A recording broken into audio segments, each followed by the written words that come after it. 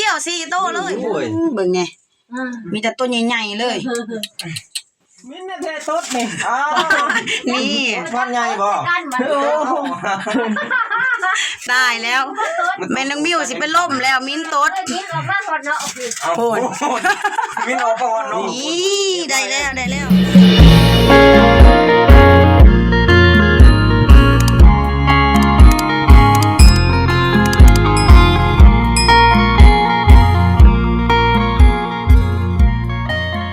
สบายดีพ่อแม่พี่น้องเบิดสุขทุกคนเนาะยินดีต้อนรับเข้าสู่2แม่น้องมิวหากินแบบวิธีลาวมาพอกับแม่น้องมิวมื้อนี้ก็สิไปป่าอีกนะทุกคนเดินป่ากับทีมงานของเฮามื้อนี้กับพานใหญ่พานทองแท้พานบุญเฮียงแล้วก็สาวภูระดาแม่คำเดชแล้วก็หัวหน้าใหญ่คือพ่อเนาะเพิ่นก็ได้ไปนํกันเฮาสิเอารถไถไปจอดไว้อยู่ตีนผู้นะทุกคนมื้อนี้ไปแย่เขียดมาเบิ่งนํกันว่าสิมานหรือบ่มื้อนี้เนาะมื้อนี้คือมาสวยแท้สบายดีขาเบาเฮี้ยงปั่นเต้าก็พอโอ้มื้อนี้เฮาสิไปแย่เขียดแม่นบ่มื้อนี้แม่เขียดครั้งแรกของเพิ่นนะสิพาเพิ่นปีนผู้มื้อนี้อย่าลืมเล็กไผอีกก็แล้วกันเนาะคนทางจะหือพาทองเฮาก็มาพุ่นมื้อนี้สบายดีทุกคนไปพุ่นไปหาแย่เขียดแย่กบกันก่อนมื้อนี้สายหากินกลางเว้นมื้อนี้เนาะแม่น้องมิวได้เดินป่านํเขาเจ้านะไปมีวันไหวบ่ฮะเอาไว้เนี่ยตอนนี้เฮาก็ฮอดตีนผู้แล้วนะทุกคนกำลังสิปีนผู้ขึ้นนะไปฮอดตีนผู้แล้วมื้อนี้ขาดตั้งแต่ผ่านมองนะทุกคนเนาะมีแต่ทีมงานเฮาขาดเพิ่นผู้นึงคืนก็คืนสวยเมื่อยอะลีพวกเจ้าคือย่างไว้แท้พอย่างอยู่ข้างหลังตายแล้วคอยสิบ่รอดเลยนี่โอ้พ่อใหญ่นี่แห้งย่างไว้พูดขึ้นมาหอดก่อนหอดก่อนแกะไว้ติใช่คือบ่มีเสือแค่หยอกแค่ย่าวมานี่ถือมาหอดอันนั้นก็ลงดีแหละสีแดงๆยุ่งมันจังหยาดเกียร์เต็มชักบ่หานกินหมูปลาติมันสิตื่นเอาไปหย่อมเอาน้ำขี้ไม่ย่างใส่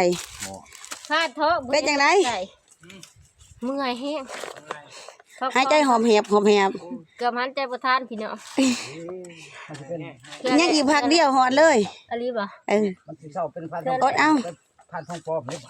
เสือเป็นจังไดเมียพันเผิงจมเมื่อยจังนั้นก็หอดยังอีกพักเดียวนี่ใครตัวนี้พักผ่อนก่อนจักหน่อยนะทุกคนเมื่อยเนาะพักผ่อนซะมีแห้งจักหน่อยเล็กแหลมแท่งกบบ่มาเฮาก็เมื่อยเศร้าเงียบนะหลังจากที่เฮาพักผ่อนเล็กน้อยเฮาก็สิได้เดินทางคืนต่อเนาะไปกินข้าวปลาพุ่นแหละทั้งเทิงพุ่นนะไปนั่นไปจังได๋เล็กแหลมนี่ก็ม่วนแล้วนี่เด้อสิบ่ได้เครียดได้กบสิดอกว่าสิไปแท่งเขียดก็สิว่าแท่งตัวเองหยังเลยนี่เสียงเศร้าเมื่อยโอ้ยครั้งแรกได้นี่พักแล้วบางย่านี่พักอีกแล้วนี่เบิ่งแน่นี่3 เทื่อแล้วอดเอาสิน้อยก็ฮอดพูนเมียผ่านเพิงพูนแห้งเก่งพูนสายหาเฮ็ดเด้นี่สายเราพูดตลอดมันเป็นพระเอกมาถึกนางได้ค่ะ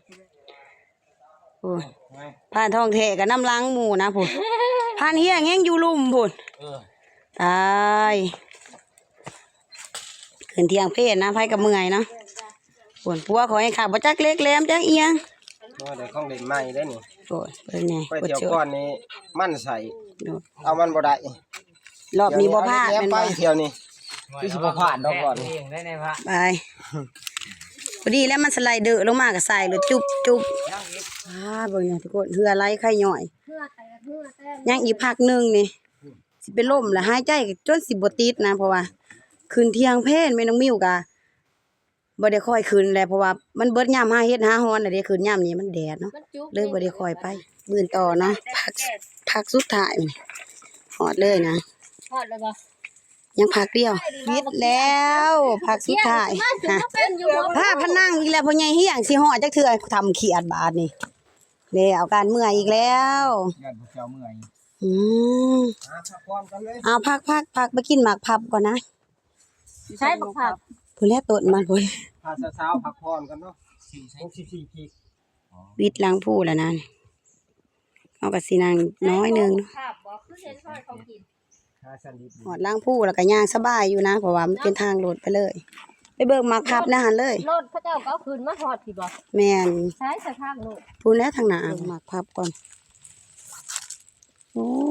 เห็นอยู่หมากหนึ่งทุกคนนี่หมากพับนี่มีน้องมิ้วหมากขนาดใดเวลาขึ้นพูดเท่าไรนี่สิเมาเลยเดียวนะปกตินี่สิล้วนร้ายเพราะว่ามีคนกลายไปแล้วนะมีน้องมิ้วนี่มักกินขนาดเลยได้มาเธอได้นี่บ่เคยผ่านเมื่อก่อนนี่ไปตาขี้ย่างน้ำข้าวเจ้าในบ้านนี่กะเวเอาจนเป็นกระตาหมดแหละ กินนะอืมมันคล้ายๆคือหมากมังคุดแต่ว่ามันสิออกผาดๆน้อยหนึงเขาดุ้งนะทุกคนไปเดินทางต่อ พวกมาก็ไปก่อน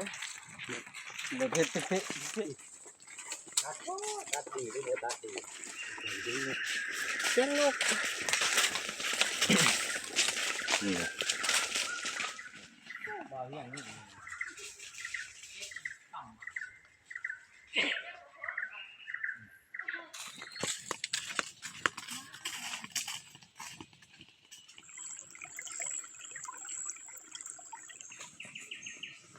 นี่มาหอดแล้วทุกคน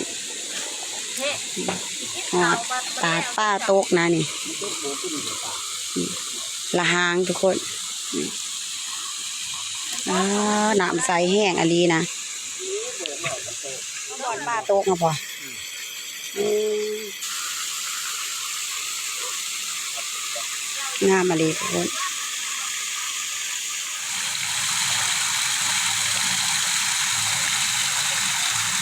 น้ำบ่ทันได้บกนะนี่แม่น้องมิวกะเคยมาแต่สอนต้อนน้ำบกนะแถวนี้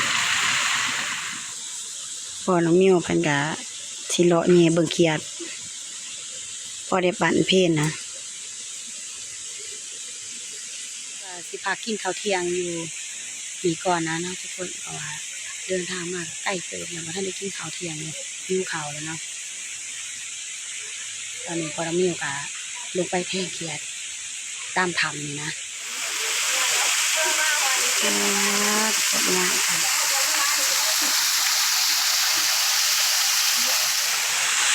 บ่เห็นบ่ก็ทำเลิกอลีนะ ทำเด้อเอามาได้ โทนทั้งทีเด้อสาธิ เดี๋ยวไปเบิ่งเลย นางเผาผู้แย่เขียดไปจะได้ประกันหิวเขานาซิวเบิดนะทุกคนนินทาพุ่นพอน้องมิ้วเขาไปแย่เขียดพุ่นจำแก้วแล้วเนี่ยนี่คนมันตกน้ำมาดีเลยมายามคนแบบนี้นะโบกปลาตกนะทุกคนนี่เบิ่งแน่ผลเลิกอลีเฉพาะจังหวะเขาจะเอิ้นว่าตาดปลาตกเนาะเพราะว่าตกลงนี่บ่เลาะแม่นเบิดนะทุกคนมีโบกน้อยโบกใหญ่เนาะฝนตกใหม่วัวด้นหกนี่โอ้มันลงมามันสิมาค้างอยู่นี่นะทุกคนลงไปนี่นะขึ้นบ่ได้เลยเนาะแล้วพวกแม่พานเพิ่นก็สิมาเอาในนี่ประจำเนาะคือพอน้องมิวก็ได้เคยมาเอานะวัวด้นหกฝนน้ำใหม่นะ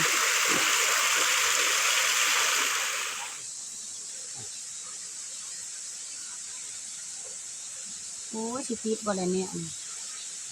น้อยๆหนึ่งห้ามาอีกเบิ้งใกล้คุ้มขี้ย่างมาเขาก็บ่ได้จุ่มมานำเนาะ โอ้ยกินเหงื่อกินบ่แทนครบไต แล้วมันบ่มักมีแต่ข้าวกะทิอันเดียว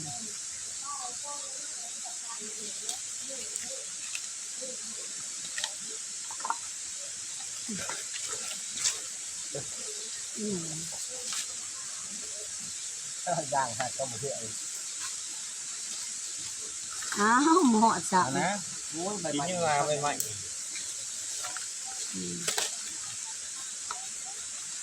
เอ้ยกินข้าวกินน้ โอ้ผมมีแห้งย่างเลย เขาก่อนนี้ใช้จังหวะไปส่องมือเขียดกันบ่ได้ทุก ำดั ตั ง ว จียังล่ะ โอ้ยอยู่ด้านตุ่มกระเพาะกระเพาะนี่แล้วเมื่อยนะ แม่น้องมิวสิไปรอเก็บเบิ่งพักน้ำไปลวกก่อนเพราะว่าพอน้องมิวส่องมือเขียดบ่ได้จักโตนะเพราะว่ามันทันได้เข้าแล้วมันยังมันเลิกแน่มันบ่เห็นมันนะจักสิมีหรือบ่เพราะว่าคนก็เที่ยวเลยบ่มีฮอดยอดซ้ำบ่จักเนาะมีแต่แก่ๆเบิดได้นี่แต่ละบ่อนก็แก่เบิดแล้วนะทุกคนเอ้ยนี่ เห็นว่าแม่น้องนิ้ว แก่เบิดแล้วนี่ แก่บ่ แล้วนี่เห็นพักมิกนี่โอ้พักมิกนี่เด้งามอันนี้ไปกินกับแจ่วนี่นี่พักมิกนี่เด้พอดีงามเลยนี่พอได้กินกับแจ่วเหยาะได้นี่พักกันพักน้ำกับแก่เบิดเลยนี่เขาเจ้าเก็บก่อนนะนี่พักน้ำแก่เบิดเลยนี่โอ้น้ำใสขนาด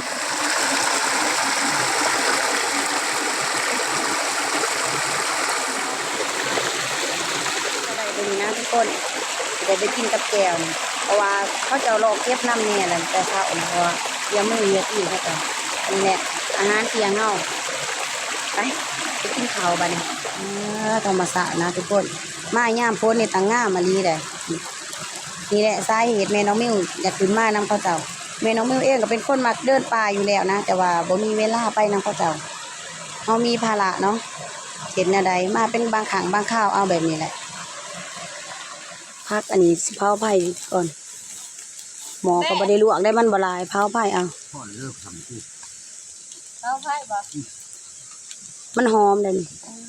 เจ๊พ่อเขาประกันเขากินด้วย ภาษาลาวเอิ้นจีพักน้ กินข้าวแล้วบ่คือว่าไปต้มกับน้ำกับเพเลย ต้มไว้ข้างไว้กลาง อ๋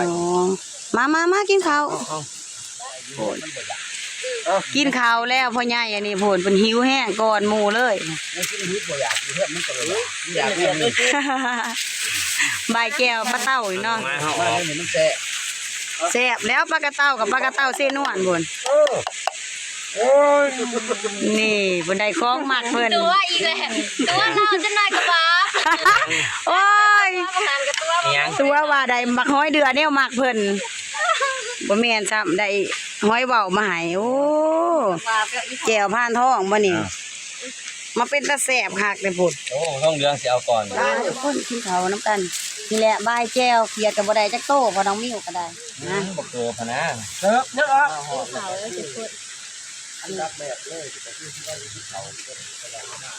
ว้าแก้วกับแดงคือ ดูเขาน้ำลายแห้งที่ เพื่อนผู้อยากเนี่ยใช่ที่ แซ่บบ่ดิ เนี่ยพันทองของตั้มเจียวแซ่บได้เนี่ยพันทองเนี่ยของงามมึงอ่ะ คนเราบ่าแล้วแก้วเราแซ่บเด้อ แซ่บ ตัวมักพริกกับบ่ดีเลยหอมแดงกับต่อยอ่ะ เพื่อนผู้อยากเขาเนี่ย แล้วผมก็ยาเขาแม่ได้ยาเขาค่ะ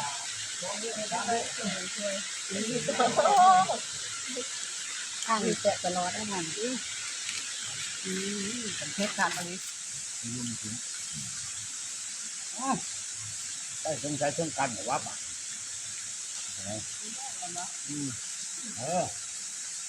ต่อตรงไหนต่อ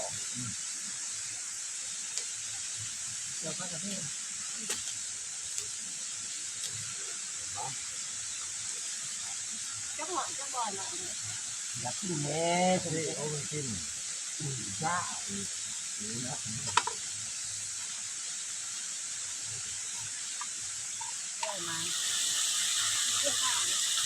๋ยวปลามา ต้ เด้ อ อง หอยด้วย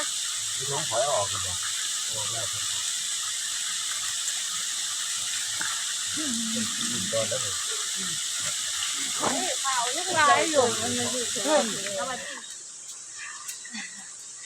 เฮ็ดคักเป็นแหน่กินแล้วจนน้ำตาสิไหลบาดนี่ แซ่บป่ะ ใส่ละกะบังอีหยังเอามาต้มโอวัลตินนี่จะพูดนี่ ปูเปิดเก่าเยอะ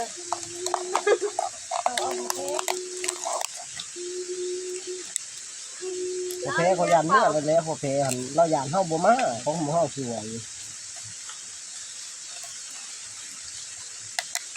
เดี๋ยวเอาเนี้ยเก่า ไม่สิเอาลงได้ ว่า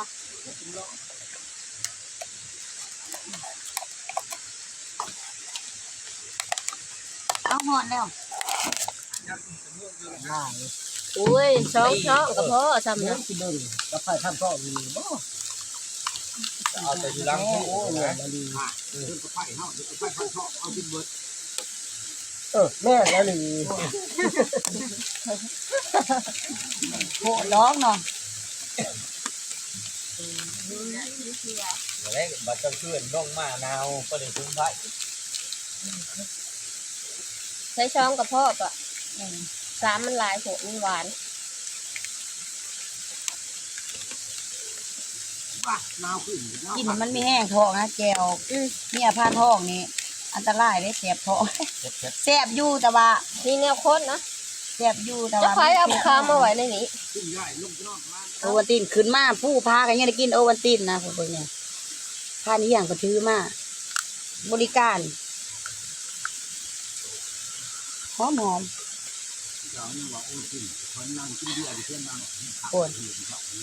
แต่อย่าห่วงวงน้ำเด้ลูกข่อยใหญ่ก่อนก็สิมาห่วงวงน้ำ จะบุมาบ่เซนัวน้ำขอ จากมาหาแล้ว ที่ไหนเลย ตันใหญ่ เฮ็ดปูนเอากระป๋องเลยพ่อ นี่ล่ะนะเลยมันใหญ่เบ้โอ้น้องมาก็ได้คนไปนั่งกันลายจนถือกันเนาะ หาเฮาให้การบัน บ่ท้องเรื่องเด็กอีครบกันก็ถือมามันก็คบกันแต่ที่แรกแหละ พากันกินโอวัลตินกินกาแฟแล้วสิเดินต่อไปเมเขียด ให้ นะ ผู้เจ้าอันนั้นซะมื้อแรกนี่ทอกซะก็ได้กิน คบวัดคบนี้ทัน ห่วยจะสิเอาบ่เฮ้ย กินป่ะกินก่อนเต่ามันเย็นก่อนแบบคนคืนเมื่อคนคืนทานแล้วพวกนี้เอาที่ก็คุณเขาไปแห่งนอกกว่าฮะทั้งแต่ว่าอยากไปซื้อของเนี่ยขี่รถไปกับบุไก่ ไปหาไปยับใหญ่เพื่อสิได้กลับลงไปอีกได้จะหน่อยนี่กินกาแฟก่อนวะไปบัดนี้กินข้าวกินน้ำเรียบร้อยแล้วเฮาก็สิเดินต่อนะทุกคนไปแย่เขียดบัดนี้ไปลูกตีหันไป จะแม่นพวกเจ้าแพ้กันผลโอ้ยเนาะไปเดินต่อบัดนี้ ดูหาเฮา จัดนักเด้อซูมาแรงนี่เด้อ เห็ดแล้วปลามันหยา ลูกพ่อใหญ่ไต้เขียดโคมบ่ได้โปดจากหัวไป บวชเจ้า คุณบ่จักทางจังไดเนาะเพราะว่ามาแห้งมาประจำ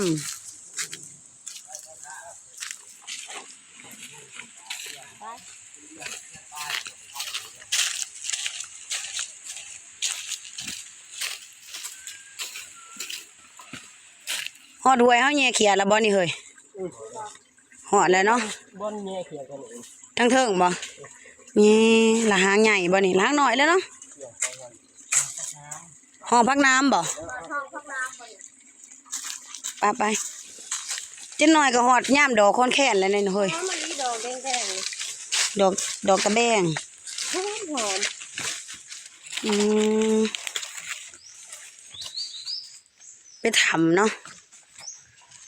โอ้เขียนี่เป็นเขียแม่ว่าเป็นหลีแม่ อันนี้ ไอ้นี่พอน้องมิวประเทศเขียดแล้วนะทุกคนอ๋อทุกคนบ้ามีแต่ต้นใหญ่ เฮ็ดจะได้ละสิได้มา แพงเอา ๆโอ้ โถ นี่กูทำแห้งลาย มีแต่ต้นใหญ่ๆทุกคนเบิ่งในเขียดมีแต่ต้นใหญ่ๆนะเป็นบ่เฮ้ย นี่กูลืบแทง อ้าวโถ่ ถากเฮน้ำพอก่อนเนาะพอเพิ่นบ่ทันได้มาฮอดคันเฮาบ่ใส่เฮนี่มันสิเต้นไปนะทุกคนเอามันบ่ได้แบบงวดก่อนเฮามากับพานแอร์นะสไลเดอร์ลงมาแล้วจะเอาบ่ได้แบบนั้นอันนี้รอเฮก่อนทุกคนเขียดลายอะลีเนาะตีแต่ว่าเฮาสิได้มันหรือบ่นะทุกคนมื้อนี้ตาเขียดพุ่นตัวตรงจะได้ละเฮ้ยบัดนี้มีแต่ต้นใหญ่ๆเลยพุ่น มันสิโตงเป็นบ่ล่ะเว้ย โตมาแห่พื้นขึ้นนี่ เขาสิใส่แฮกลางนะทุกคนนี่ จับยันเอามันบ่ได้เนาะแต่มื้อนี้บ่สุดก่อนเฮายังถิ่มไปจักเท่าใด เฮาเฮ็ดแบบนี้เห็นลุงเพลเราพาเฮ็ดนี่เฮ็ดเนี่ยนี่ไม้มันดอกแล้วอย่าเฮ็ดเนี่ย นี่ไม่นั่นน่ะเช้านี่ ไปโจดมาซ้ำค่าแค้นไอ้พ่อตัดแม่ ไปไล่ก็ได้ ไม่อีหยังก็ได้เฮ้ยเล็กแหลมจะแท่งนี่จวดเลยเดี๋ยวนี้ เบิดจะบ่นี่จังแท้ เนาะแบกหมดก่อนเอาแท่งอ่ะเนาะลุงเนาะยังไปเบิด ใส่เวลาอยู่เอา แห้งหรือบ่ฮะ ยัง มันคือบ่เต้นมาหาขอให้ได้เต้นแล้ว เอา นี่ ไปทางไหนแย่ลงมาแย่ลงมา เอาแง่ นี่มาเร็วแม่ ๆนี่ได้แล้วบุญ เสียวจะได้แล้วบัดนี้มาปาโตเฮ้ย ดีตากูเลยเนาะนี่ ระ เนาะ วังเล็กๆคือได้จนนี้คิ้วสีอัดเนาะ เดี๋ยว นี่ลูกชิ้นหูนี่ มีผู้รู้ โอ้4ตัวพอ บ่นี่ เราค่อยพูดแน่แท้เล็กๆมาคุณทอเราสักก้นไว้มันจังบ่มุ่น เดี๋ยวหาขามันก่อนหาขามันก่อน อ้าวบ่แม่จะมานี่นี่เจ้าเตี้ยมามือเฮ็ดแนวนี้นำเด้อมันสิมาอยู่ งวดเดียวสิหาโตเลยเป็นพวก ป้องมันนี่ เอาออกทางผีบ่ซะ อ๋อถ้าคนนั้นมันยังใส่ยังสิบ่ออก อ๋อมันค่าบากมันเนาะ จักโตแหละวันละจักโต โอ้ เอาพกโตหรือว่า10งวดนี่ก็60เลยเนาะ เด็กโตก็ พกโตเอาแยงไหม เอาอีก มาเด้อเตรียมรัดเด้อ รับ ปลาแยงมันเลยพลาดปลาแยงเท่านั้นมันดมเด้อ มีแต่ตัวใหญ่ๆเนาะ รัดโอ้ยเพิ่งเห็นตัวใหญ่ ปุ่นฟ้าปุ่น มีเจ้าโตเด้ 4 โอ้ บาทเดียว4โตเลยปุ่น โอ้4โต 4โตเลยเบิ่งไงมีแต่ตัวใหญ่ๆเลย ต้นมาพี่เบิด เอาบ่ไปยังเอาไปกินเอาเด้อ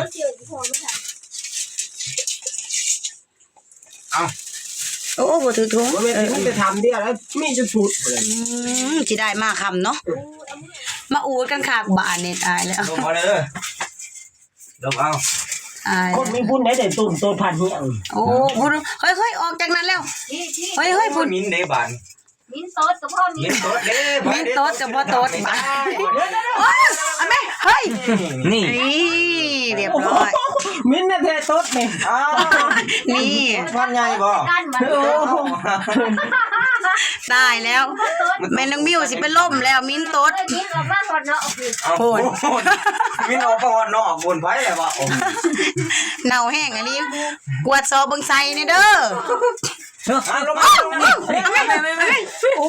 โอ้ยลุ้น เดี๋ยว เอาเลย เดี๋ยวมันมารวมตัวกันอีกแล้วนี่ เย้ๆๆ เอาขอชี้แนะละทั้งนี้ โอ้ยใช่แหละ มันอยู่เทิงพุได้พุ เจ็ดตัว โอ้เฮ้ย เฮ้ยลงมาแม่ใช่เลยขาดออกแล้ว โอ้ไปพุ่นแล้ว มาแต่ถ่าย โอ้ยบ่ได้อีกครับ เอาได้เลย ได้บ่ เอาเร็ว เอาเล็กแล้วนี่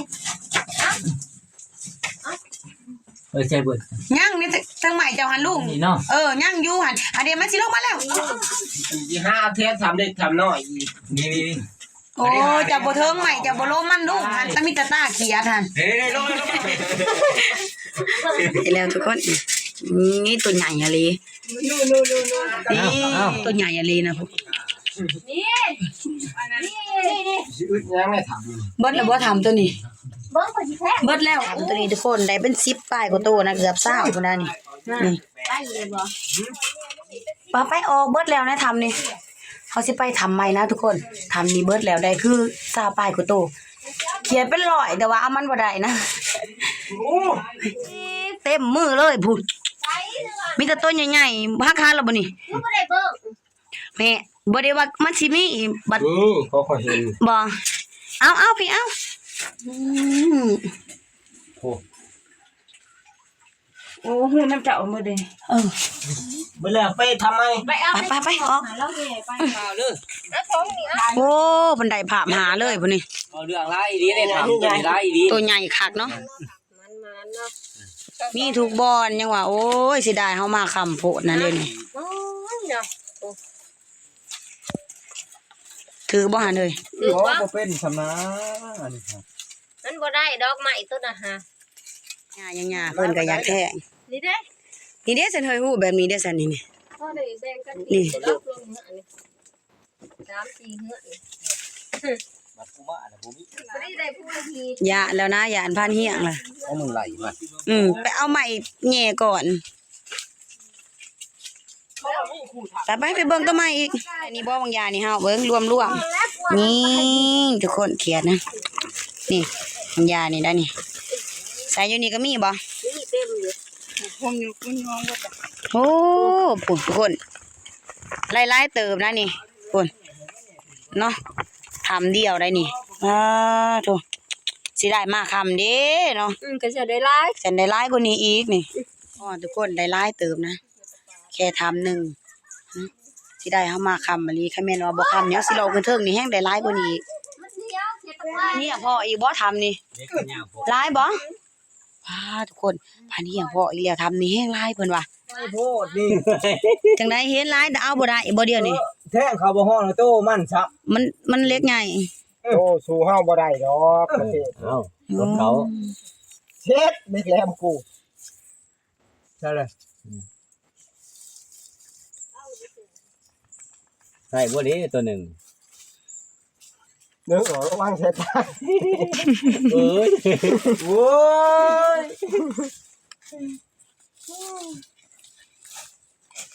โอ้ยแย่บักเฮิงๆได้ตัวเดียว ได้ตัวหนึ่ง โอ้ เนาะ ยเอ้า เอามา บ่ ได้ มา ตัวห ฝุ่น นึ่ง มาฝุ่นเนาะมาก่อนท่าน นี่เสียดบ่เพิ่น เสร็จป่ะ บ่ได้พ่อโต ทานเที่ยงแท้บัดนี้ มันจะมันหลุดอีก แน่รูดอีกแล้ว จังไดบักเจ้านี่บ่ดีบ่จักอ้าวไปแล้ว เอ้า โอ้ได้เด้อ มาไง อ้าว เอ้าเอ้า เอ้า สิให้ไผ มา พวดโลด ไผเลยบ่ดึงออกมามันหลุดเบิด มันขับเนาะ เพราะว่ามันใหญ่เด็กมันใหญ่ มันขับ มันขับกับอันนั้นบ่พุ่นค้าหอยต้อง เชี่ยว เอาแล้ว ตอนนี้ก็ได้เวลาของหมู่เฮาสิได้ลงแล้วนะเฮาสิลง3คนเมียพานเพิงแล้วก็สาวดาแล้วแม่น้องมิวเองเนาะเพราะว่าเฮาบ่ได้มานอนป่านํเพิ่นทีมงานนี่เพิ่นสินอนป่าค้างคืนนะทุกคนแม่น้องมิวเองก็สิแย่ตะเคียดแล้วก็สิกลับลง ได้เสียสิ เสียดายมาค่ำเนี่ยว่ะ บ่ผ่านเด็กแหลม คันแม่นว่ามาแต่เช้านี่โอ้ม่วนกว่านี้นะทุกคนสิได้เลาะหลายกว่านี้อีกไปเฮาไปค่ำแล้วมื้อได้ยับใหญ่เฮาผลงานบางอย่างนี่ทุกคนนี่ มันไปหลายอีหลีนี่ ซองทำได้นี่ทุกคนเบิ่งไหนมีแต่ต้นใหญ่ๆเลยเสียดายเนาะเสียดายเล็กแหลมเฮามันใหญ่เกินนะส่วนหลายก็มันบ่ออกมามันขับทุกคนเบิ่งนี่มีแต่ต้นใหญ่ๆเลยนะผู้พุ่น โมแม่นเขียดตะปาด เล็กแหลมเฮาใหญ่แห้งมันเฮ็ดให้เขียดนี่มุนได้หลายเติบได้หลายเติบอยู่นี่พอได้ปิ้งแรงอยู่นะนี่เอาบวกสิเนาะนี่แบ่งอ่ะแม่ไว้ปิ้งใหญ่เฮีย เพิ่นบ่เอา ไปรับมันบ่ ว้าวบ่นี่เฮา3คนก็ได้แยกออกมาแล้วนะทุกคนสิสปีดแข่งสปีดค้าได้บาดนี้เพราะว่านี่ก็เป็นเวลา 4:30 นแล้วนะเพื่อเฮาสิได้ย่างลงไปใกล้เติบทุกคนเร่งขนองเฮาแม่นงูอีหยังล่ะนี่ลาทางนี่ป้าบ่ยอมไปเลยดิสมาสิลาทางข่อยแนวนี้ข่อยสิมื้อมาทางพี่มาทางพี่ ดวงกลางมันทางเนื้อเลย งูอีหยังตัวเป็นเหลี่ยมแนวนี่ จาก เกิดมาลาทางนี่ หัวชบใช้นะคะพ่อ โอ้จักแม่ว่างูอีหยังนะลาดทางเฮาไว้เห็นว่ามีแต่ผู้หญิง3คนนะเพิ่นเลยออกมาลาดทางเป็นทะยานคักทุกคนแม่น้องมิวคิดว่าน่าจะเป็นงูคอกระบ้าเพราะว่าศพมันเป็นแบลมๆอ่ะนะทะยานค่ะเป็นจังได แก้มปัด แกงปั่นแล้ว ไม่เกือบบ่เลาะแต่เลย เบิ่งพุ่น ย่างเขา เอาเบ็ดให้มันซื่อๆโอ้สาวดานี่เพิ่นบ่เคยมาจักเทื่อนะทุกคน แก้มปัด เพิ่นบ่เคยบื้นพูดแล้วก็ไปครั้งแรกก็ได้เล่งนะเล่งขนองเพราะว่ามันค่ำพุ่น เฮาบ่ได้คอยมาเด้เนาะ เอาพักผ่อนนิดนึง ป้านก็งึกนี่ โพนปะก็เงื่องเพราะปะบานนี่ก็ได้ เอาไว้อยู่ อ่า มาได้เถื่ออยู่ แม่คำดีดีไซน์หาเฮ็ดเด้เนาะเพิ่นเคยขึ้นผู้ตลอดอยู่ แต่เช้าได้นี่ติเพิ่นบ่จักปางบ่จักแข่งปั้น ไปฮอดเครื่องทางแล้วนะทุกคนเนาะแต่ว่าช่างมีแห้งน้อยหนึงเช้าได้นี่เพิ่นสิบ่ไหวแล้วนะเนาะแม่น้องมิ้วกับพ่อไหวอยู่เคยไปเคยมานะนี่ก็สิมื้อได้แล้วนี่5 โมงแล้วได้นี่5 โมงกว่าแล้วแหละ ถ้าขนาดเนาะ มามื้อแรกก็ถือซึกนักโลดเนาะ มื้อนี้เนาะ คันแม่นมาแต่เช้าเจ้าก็สิบ่เจ็บปานนี้ดอก แล้วจังว่า เฮาบ่ได้พาเอาบ่ได้พังอะนะ อันนี้มันย่างแล้ว อืม คือโคก ไปก็ย่างแง่เขียดก็แป๊บเดียวหนึง ก็มาอีก เนาะไปคอยย่างเอาทุกคนตอนนี้เฮาฮอดล้างผู้แล้วนะพอดีมื้อเช้าลาเอานี่เพิ่นนี่ออกมาจากดงแล้วนะมีแข่งกับปั่นเดี๋ยวนี้นางเซาแห้งเอาจักหน่อยเช้าดาเพิ่นสิเป็นลมดมยาดมสนั่นอยู่เกือบบ่รอด ดีเนี่ยถือยาดม ไปเซ็ตเริ่มจ้ะ เกือบบ่รอดดอกใช้เวลาย่างนี่2 ชั่วโมงนะทุกคน แต่พุ่นมาคิดว่าลงไปนี่น่าสิประมาณชั่วโมงหนึง ย่างฮอดบ้านน่ะบ่ แม่นเพราะว่าบิแข่งจะปั่นตอนนี้ย่างไว้บ่ได้ เนี่ยมันปัด มีคำเดียดคือสิใครแน่อยู่ดอกเนาะพอไปพอมา อืม เจ้ารอบหน้าจะก็สิใครแน่จะไปเซนวนบัดนี้ ใกล้ๆกว่าเก่าใครเยอะหมู่รถไทยไปยังสิบ่ได้ย่างเมื่อยปานนี้ เมื่อยแต่ตอนบื้นเอ้าเสามีหยังจักหน่อยแล้วคันน้องเข่งอีกได้วบัดนี้ ใกล้อีกแล้ว ฮอดแล้วนะทุกคนนี่ ให้บ้านเพิ่งเพิ่นไปหับเอานี่เบิ่งเนี่ยพุ่นมีใหญ่ผู้ละดาเพิ่นพุ่นสลบเป็ดมาฮอดก่อนนี่